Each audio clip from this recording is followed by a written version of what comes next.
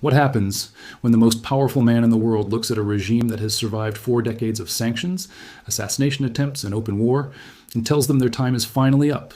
Because that is exactly the position Iran's leadership finds itself in right now. And for the first time in years, the language coming out of Washington isn't about negotiation. It's about a deadline. Before we go any further, if you actually want to understand what's happening in the world instead of just scrolling past another headline, hit subscribe right now. This channel breaks down the real strategy behind the biggest global power moves, and this story might be the one that defines the next chapter of the Middle East. So stay with me, because by the end of this video, you're going to understand something most people watching the news tonight will completely miss. For years, the relationship between Washington and Tehran has run on a familiar rhythm. Threats rise, sanctions tighten, back-channel talks quietly resume, tensions cool just enough to avoid outright catastrophe. Then the cycle starts all over again. It's a rhythm that has repeated itself across multiple American administrations, multiple Iranian presidents, and multiple so-called final warnings that never actually turned out to be final. That rhythm depended on one unspoken assumption on both sides, that neither government actually wanted the confrontation to go all the way. Iran could posture, enrich uranium closer to weapons-grade levels, fund militias across the region, and calculate that Washington would always eventually blink and return to the table. Washington, in turn, could threaten all options on the table, while quietly hoping diplomacy would do the heavy lifting instead. This time, that assumption is being tested in a way it hasn't been tested in years. Reports from officials familiar with the discussions describe a shift in tone from the American side. Not a threat wrapped in diplomatic language, but something closer to a direct ultimatum. A defined window to change course, an explicit consequence attached to it, and public signaling that this time, the warning is not just rhetoric for domestic audiences. That distinction matters enormously. A threat is something a country can absorb, deflect, or wait out. An ultimatum with a clock attached to it is something else entirely. It forces a decision. And forcing a decision is exactly what Iran's leadership has spent 40 years trying to avoid. To understand why this moment is different, you have to understand something most casual observers of Iran never really think about: how the Islamic Republic actually survives day to day. It isn't a single unified government making calm, rational decisions from one office. It's a fragile three-way balancing act between groups that need each other, but don't fully trust one another. At the very top sits the clerical leadership, the religious authority that claims ultimate legitimacy over the state. Beneath them operates the Revolutionary Guard, the military and economic powerhouse that actually controls much of the country's security apparatus, missile programs, and enormous sections of the domestic economy. And beneath both of them are the Iranian people. Tens of millions of ordinary citizens who have spent years absorbing inflation, shortages, and the daily cost of a government that spends more on missiles and militias abroad than on the basic needs of its own population. Here's the uncomfortable mechanic that keeps this whole system running. The clerics don't stay in power because the population loves them, they stay in power because the Revolutionary Guard is willing to enforce their rule. And the Revolutionary Guard doesn't do that purely out of ideology. It does it because the regime pays for their loyalty. Salaries, weapons, business privileges, access to smuggling networks, and sanctioned trade routes that quietly enrich commanders personally. An ultimatum with a real deadline attacks that entire structure at once because it forces the clerical leadership to make a decision that has no version that keeps every part of that triangle satisfied. Give in to American demands, and the hardliners inside the Revolutionary Guard may see it as unforgivable weakness, the kind of weakness that could cost the regime the loyalty it depends on to survive.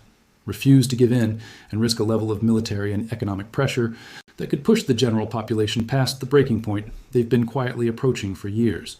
That is the trap sitting underneath this ultimatum. It isn't really a question of whether Iran can survive American pressure. It's a question of which part of the regime's own foundation gets sacrificed to survive it. If you're starting to see how deep this actually goes, make sure you're subscribed, because we're only just getting into the real mechanics behind this deadline. And the next part explains something Iran's own officials have been saying out loud that most people completely misunderstood. To really understand why a deadline lands so differently on this particular regime, it helps to look back at how Iran has handled previous moments of maximum pressure, because the pattern is remarkably consistent. Go back to the sanctions campaigns of the early 2010s. Go back to the killing of a top Iranian military commander a few years later. Go back to the collapse of the original nuclear agreement and the years of maximum pressure that followed. In almost every case, the regime's initial public posture was identical: defiance, denial, and a promise that the Iranian people would never bend to outside pressure. And in almost every case, behind that public posture, quiet negotiations continued through intermediaries. Sanctions, relief was eventually sought through back channels, and some form of accommodation was reached that allowed both sides to claim a version of victory to their own domestic audiences. That pattern is exactly why, for years, many analysts treated threats from both governments as largely theatrical, moves in a long-running performance where neither side actually intended to follow through on the most extreme version of their stated position. Diplomats sometimes call this the dance. Both sides know the steps. Both sides roughly know how far the other is willing to go. And historically, both sides have avoided the one thing that would actually break the dance, removing the ambiguity that lets everyone quietly walk back their own rhetoric later, without losing face. That's exactly what makes this moment feel different to people who have watched this relationship closely for years. An ultimatum with a public, specific deadline removes precisely the ambiguity that made the dance possible in the first place. It's the diplomatic equivalent of taking away the exit door from a room both sides have been comfortable pacing around in for decades. Let's talk about what the ultimatum is actually believed to demand, because the specifics matter far more than the headlines suggest. According to multiple reports, citing officials briefed on the matter, the core condition being pushed is not simply another round of inspections, or a temporary pause in uranium enrichment. It's something closer to a complete and verifiable rollback of Iran's ability to produce weapons-grade nuclear material, paired with restrictions on the long-range missile programs capable of delivering a warhead. That is a fundamentally different demand than anything on the table during previous rounds of diplomacy. Earlier agreements were built around limiting Iran's nuclear program to a civilian ceiling, with inspections designed to catch violations after the fact. What's reportedly being demanded now is closer to dismantlement, removing not just the stockpile, but the underlying capability to rebuild it quickly. From Washington's perspective, the logic is simple. Iran has spent years quietly shortening what analysts call its breakout time, the window between deciding to build a weapon and actually having one. Every previous agreement that focused on limiting stockpiles rather than eliminating capability left that breakout window intact, just temporarily paused. An ultimatum built around full capability removal is designed to close that window permanently rather than just delay it again. From Iran's perspective, that same demand looks like something closer to unconditional surrender, dressed up in diplomatic language. Iranian officials have publicly and repeatedly framed their nuclear program as a matter of sovereign right, not something up for negotiation at all. Asking them to give up the underlying capability rather than just the current stockpile isn't, in their framing, a compromise.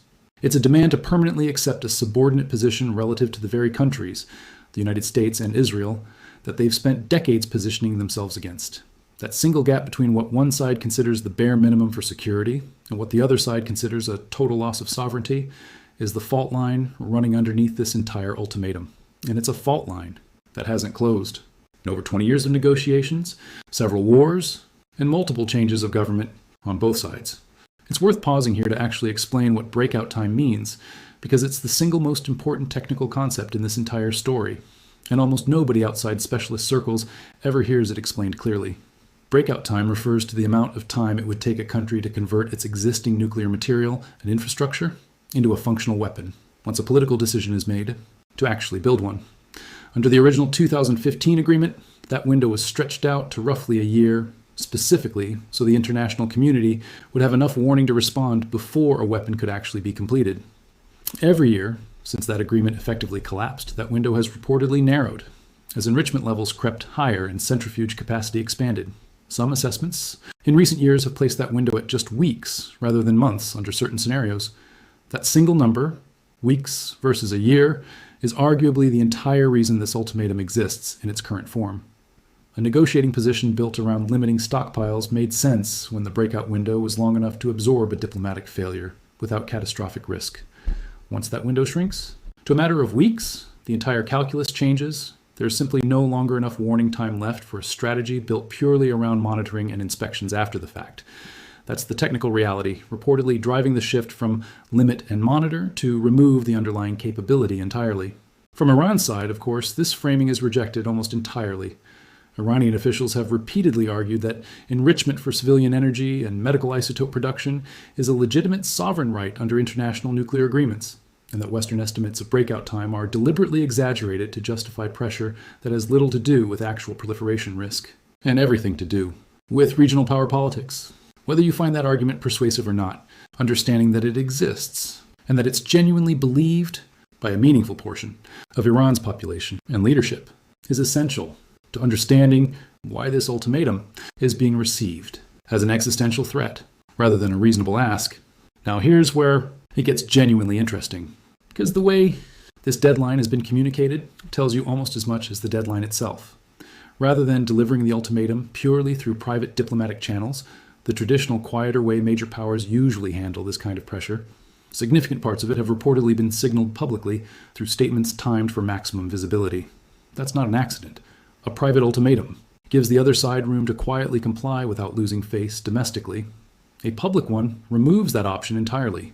It forces Iran's leadership to respond in front of their own population and their own hardline factions, which makes quiet compliance dramatically harder, but also makes continued defiance dramatically more costly if the deadline actually arrives, and consequences follow.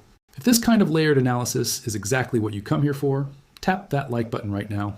It genuinely helps this video reach more people who are tired of shallow headline coverage and actually want to understand the strategy underneath the news. So why now? Why has the tone shifted from the familiar cycle of threats and quiet diplomacy into something with an actual clock attached to it? To answer that, you have to look at the position Iran is reportedly in behind the scenes, because it's very different from where the regime stood even a few years ago. Years of sanctions have steadily eroded Iran's conventional economic options. Its access to the international banking system remains heavily restricted. Its oil exports, while never fully eliminated thanks to discounted sales to buyers willing to look past Western pressure, have become increasingly difficult to move without relying on aging tanker fleets and workarounds that carry their own operational risks. Regional allies and proxy networks that Iran has spent decades building and funding have also taken serious hits, whether through direct military confrontation or through the collapse of allied governments and militias that Tehran once counted on as forward-positioned leverage. In other words, the tools Iran has traditionally used to absorb pressure without actually changing course, economic workarounds, regional proxy leverage, and the assumption that Western publics would eventually grow tired of supporting a prolonged confrontation, all appear weaker today than at almost any point in the last 2 decades. An ultimatum delivered against a regime at the height of its regional strength is a very different gamble than one delivered against a regime already stretched thin on multiple fronts simultaneously. That timing detail matters enormously because it changes what a deadline even means strategically. If Iran were operating from a position of strength, a deadline might simply be background noise, something to wait out while continuing business as usual. Operating from a weakened position changes the calculation completely. Every additional week of delay costs more than it used to, because there's less capacity left to absorb the consequences of waiting. Consider what Iran's regional network looked like less than a decade ago compared to today. For years, Tehran's strategy of regional influence rested on a web of allied militias and partner governments. Stretching from Lebanon through Syria and Iraq into Yemen, a network built specifically to give Iran the ability to project power and pressure its rivals without ever needing to risk direct confrontation itself. That network functioned as a kind of insurance policy. If pressure at home became too intense, Iran could always remind its adversaries of the costs it could inflict indirectly through proxies, operating far from its own borders. Much of that insurance policy has been quietly eroded in recent years. Allied governments have fallen or been severely weakened. Militia leadership has suffered repeated losses. Supply routes that once moved weapons and funding with relative ease have come under sustained pressure and disruption. None of this means Iran's regional influence has disappeared entirely. It hasn't. But the insurance policy is worth considerably less today than it was even 5 years ago, and everyone involved in this confrontation on both sides knows it. At the same time, Iran's domestic economy has been absorbing years of compounding strain. Currency depreciation has eaten into ordinary savings. Inflation has made basic goods increasingly difficult to afford for large parts of the population. Banking. Restrictions have made it harder for the country to access its own foreign currency reserves held abroad.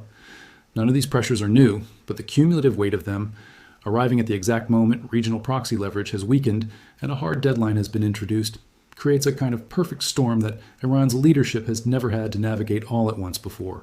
Let's talk about what those consequences are actually believed to include, because this is where the ultimatum stops being just a diplomatic message and starts becoming a genuine strategic threat. Reports suggest that failure to comply within the stated window would trigger an expanded campaign of economic and military pressure well beyond the sanctions regime already in place, potentially including additional strikes on nuclear infrastructure, tighter enforcement against the shadow fleet Iran relies on to move sanctioned oil, and coordinated pressure from regional partners who have their own reasons to want Iran's nuclear ambitions permanently curtailed. None of that guarantees a specific outcome. Predicting exactly how a government under this kind of pressure will respond is never a clean exercise, and anyone claiming total certainty about what happens next is almost always oversimplifying something genuinely complicated. But the direction of travel is clear enough. This is not a symbolic gesture designed purely for domestic political consumption. It's being framed publicly and repeatedly as the last off-ramp before a much harder phase of confrontation begins. If you've made it this far, you clearly care about understanding what's actually happening here instead of just the surface-level version. Drop a comment and tell me which part of this surprised you the most. I read these, and it genuinely shapes what we dig into next. Before we move on, it's worth pausing on something most coverage of this story skips entirely: how markets and global energy supply chains are reacting in real time, because that reaction tells you how seriously traders and analysts, people whose job is to price risk accurately, not generate headlines, are actually taking this deadline. Oil markets tend to respond to genuine escalation risk faster, and more honestly than political rhetoric does, because money moving in and out of futures contracts reflects real bets on real outcomes, not talking points designed for a domestic audience. When ultimatums like this have been issued in the past, the typical pattern has involved a short-term spike in oil prices driven by uncertainty, followed by a partial retreat once markets priced, in the likelihood of a negotiated outcome rather than open conflict. Watching how that pattern plays out this time tells you a great deal about how markets are weighing the odds of each of the three paths we're about to walk through. A sustained spike that doesn't retreat suggests traders believe the risk of real escalation is meaningfully higher than in previous rounds of this standoff. A quick retreat suggests the opposite, that despite the dramatic public language, informed observers still expect some version of the familiar pattern to reassert itself. There's also a secondary economic story worth understanding here: insurance costs for commercial shipping moving through the Persian Gulf region. Every time tensions spike, the cost of insuring tankers and cargo vessels moving through nearby waters rises sharply, sometimes by staggering multiples of the normal rate. Those costs get passed down the entire global supply chain, eventually showing up in fuel prices, shipping delays, and consumer costs, far from the region itself. It's one of the clearest ways this kind of geopolitical standoff reaches into ordinary households thousands of miles away, long before any actual military escalation occurs. Now, let's talk about how Iran is actually responding, because just like with previous moments of pressure, the gap between what Iranian officials say publicly and what they're likely calculating privately tells you almost everything you need to know. Publicly, the response has followed a familiar pattern. Officials have dismissed the ultimatum as illegitimate interference in a sovereign nation's internal affairs, framed it as proof of Western hostility rather than a genuine security concern, and reaffirmed that the nuclear program will continue, regardless of outside pressure. State media has leaned into defiant messaging, emphasizing resilience and framing any future consequences as something the regime has already prepared for and can absorb. But pay close attention to who that messaging is actually for. Defiant statements aimed at an international audience rarely change the calculations of the governments actually applying the pressure. Sanctions officials and military planners don't recalibrate their strategy because of a strongly worded press release. So if that messaging isn't really meant to influence Washington, who is it actually meant to reach? It's meant to reach the Iranian people, and just as importantly, the hardline factions within Iran's own security establishment. A population living through years of economic strain needs to believe their government is still in control, still capable of standing up to outside pressure, still worth the sacrifices they've been asked to make. And commanders within the Revolutionary Guard need to see their leadership project strength, because any sign of quiet capitulation risks being interpreted internally as exactly the kind of weakness that could cost the clerical leadership the loyalty of the very forces protecting them. That's the trap repeating itself.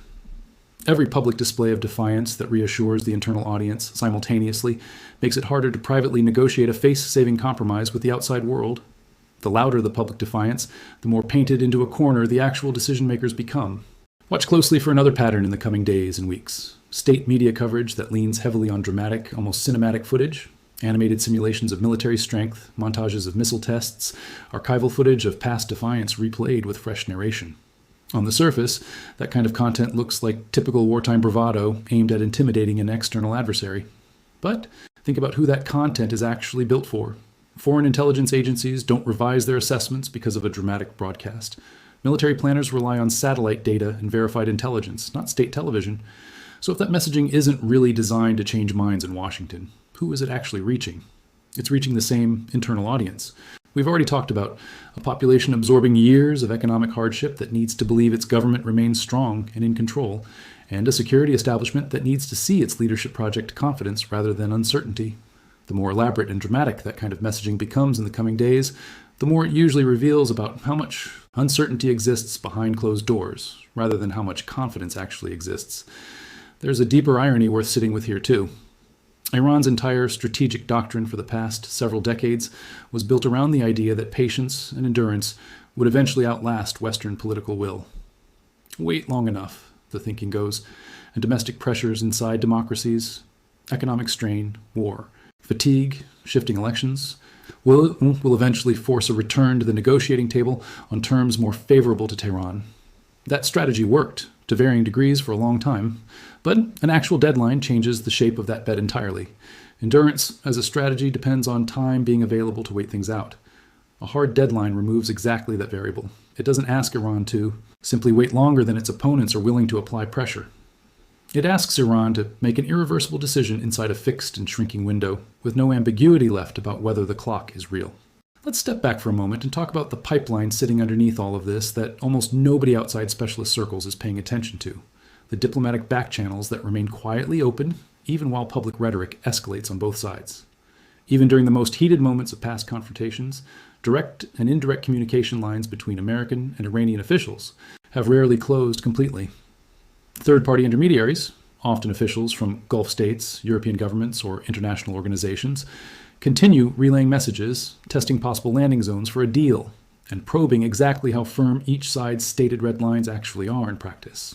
This matters because a genuinely serious ultimatum almost always exists alongside a quiet parallel track, exploring what a face-saving off-ramp might look like for the side being pressured. Nobody wants to publicly hand a hostile government a script for retreat, but everybody involved in a confrontation this serious understands that a cornered opponent with no exit at all becomes far more dangerous and unpredictable than one who can see a path, however narrow, toward de-escalation without total humiliation.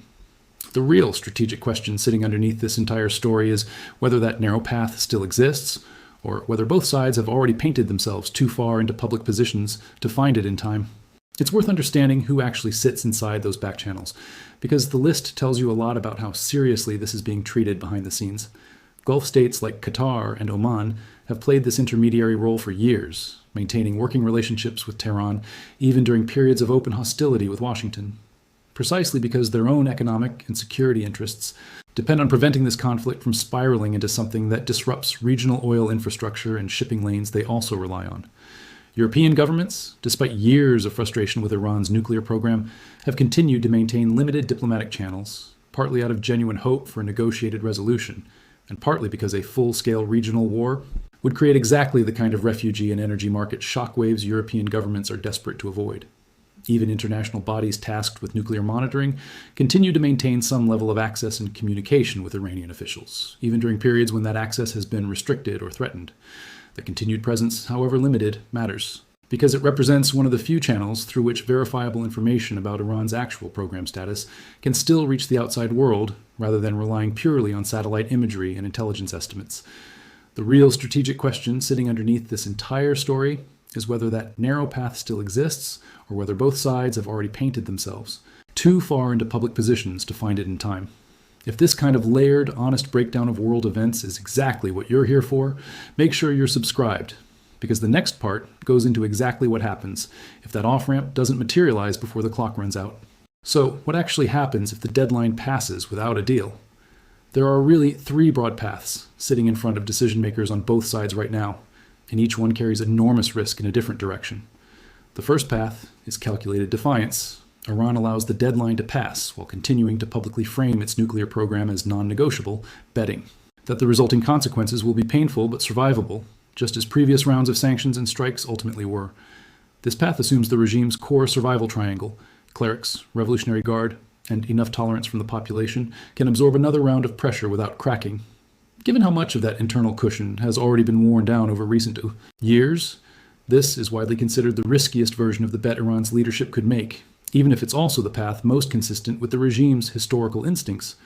The second path is a narrow, face-saving compromise, some partial concession on enrichment levels or inspection access that falls short of full capability removal, but goes far enough that it can be publicly framed by Washington as a genuine strategic win and privately framed by Tehran as a limited, reversible gesture rather than surrender. Compromises like this have happened before. and they tend to buy time rather than resolve the underlying conflict permanently. The question is whether the current ultimatum leaves enough room for a version of compromise both sides can survive politically, or whether the specific demand for capability removal, rather than just stockpile limits, has closed off that middle ground entirely this time. The third path is escalation beyond the current confrontation entirely. A scenario where the deadline passing triggers not just expanded sanctions and additional strikes, but a wider regional response involving Gulf states, allied militias, and potentially direct confrontations well beyond anything seen in recent years. This is the path everyone involved has strong incentives to avoid, and it's also the path that becomes increasingly likely the longer both sides remain publicly locked into positions neither can walk back without looking weak in front of their own domestic audiences. It's worth thinking through what each of these three paths would actually mean for the region beyond the immediate headlines.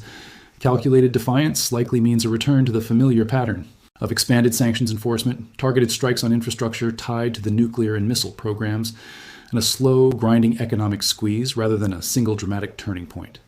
It's the path most consistent with how this conflict has unfolded for years, and the one analysts consider the default outcome if nothing forces a genuine break from precedent.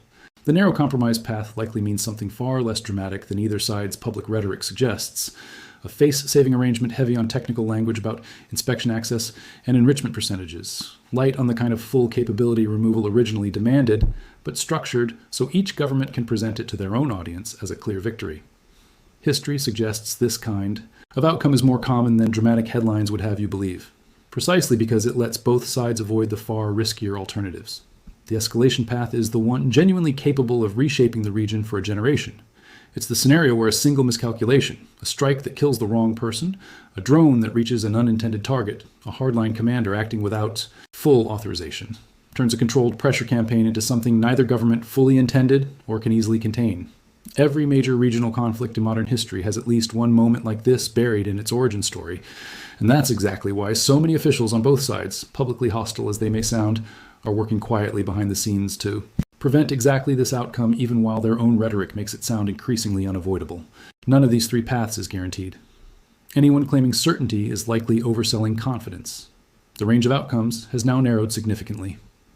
Compared to earlier rounds of this standoff, an explicit deadline reduces past strategic ambiguity. Both sides previously managed conflict quietly. That space for quiet management is shrinking. There is also a broader human dimension, often overlooked in strategic geopolitical discussions. It is easy to reduce this to strategy, deadlines, leverage, and calculated political moves. But real people live beneath these decisions. Ordinary Iranians have already paid heavy costs. Years of inflation and economic instability, shortages affecting basic goods in daily life, restricted access to personal savings persists. Uncertainty shapes everyday existence inside the country. Leadership choices have driven much of this. Military priorities outweigh citizen economic well-being. Whatever happens, consequences will not be equal. Those least responsible will suffer the most. The population bears the earliest consequences. History offers a sobering perspective here. Deadlines rarely resolve situations cleanly or quickly. Most take far longer than expected. Headlines often exaggerate speed and immediacy, past pressure campaigns stretched over many months. Some extended for years beyond deadlines. Consequences arrived slowly, not in one moment. This situation may still differ. Somewhat, new pressures are shaping the current landscape. The breakout window is now shrinking. Regional networks are weaker than before. These factors create a different environment. Still, expectations of quick resolution should be tempered. Regimes built on control absorb immense pressure. They often endure longer than expected. Even when pressure works beneath the surface, visible change may take significant time. Nothing breaks as quickly as predicted. There is a harder question beneath peace. Calls for peace always emerge in moments. Peace is always a serious, worthy goal. No one wants more suffering or loss. Families displaced and lives lost matter deeply. But peace, on whose terms, remains unclear. That question never truly goes away. Not all agreements bring lasting resolution. Nuclear capability left intact raises concerns. That alone cannot ensure lasting peace. Resolve is not always equal to recklessness. Strong actions do not mean irrational choices. There is no simple, comfortable answer. Here, the story resists clean, easy conclusions. Anyone claiming certainty is missing something important. Before discussing how this may conclude, focus on signals worth watching closely. These indicators reveal paths before confirmations. They show direction before official announcements arrive. Watch troop and naval movement patterns. Not just American forces in the region, also movements by Gulf state militaries, quiet repositioning signals, rising regional concern. It reflects how seriously escalation risks are viewed. Watch oil tanker insurance rate changes. Shipping traffic through the Persian Gulf matters. Markets react faster than governments speak. Companies price risk before public confirmation. These shifts reveal underlying real-world tension. Watch tone changes in Iranian state media from defiance toward more conciliatory language. Even subtle shifts can signal internal change. Such changes often precede real compromise, sometimes days or weeks before agreements. Watch intermediary governments and their actions. Countries like Qatar and Oman play roles. They often act as quiet diplomatic bridges. A sudden rise in visits and statements, or increased shuttle diplomacy. Activity signals movement. These are early signs of negotiation efforts. Even if public messaging suggests otherwise, back-channel diplomacy often moves before headlines. None of these signals guarantee specific outcomes. Together, they create a clearer overall picture, more reliable than any dramatic headline. This is why deeper understanding truly matters, not reacting to the loudest daily news. What we can say with real confidence, something significant is changing right now. The familiar rhythm is being disrupted. Between Washington and Tehran interactions. Threat, tension, then quiet negotiations returning. That cycle is now deliberately interrupted. A deadline removes the option of waiting. Whether it leads to breakthrough remains unclear. A narrow compromise is still possible. Outcome or escalation could become the chosen path. These decisions are not yet finalized. They rest with leaders under intense pressure. Pressure most outsiders cannot fully grasp. What we do know with certainty, Iran's regime relied on time as advantage. For over 4 decades, this held true. Outlasting pressure was seen as winning strategy. Now that assumption faces direct challenge. A real clock is now actively running. Ambiguity about consequences has been reduced. The long-standing threat has not disappeared, nor has Washington's accumulated strategic leverage. Both sides still hold significant power, but their maneuvering time has been shortened, deliberately and very publicly reduced. This shift may appear quiet on surface, yet its implications are extremely significant. It could shape the next chapter decisively, more than strikes, sanctions, or headlines, more than anything flashing across screens tonight. If this video clarified the global situation and helped you truly understand events, that is exactly this channel's purpose. Subscribe for deeper, clearer analysis ahead. Share this with someone needing full context. Not just a quick surface-level explanation. See you in the next deeper breakdown.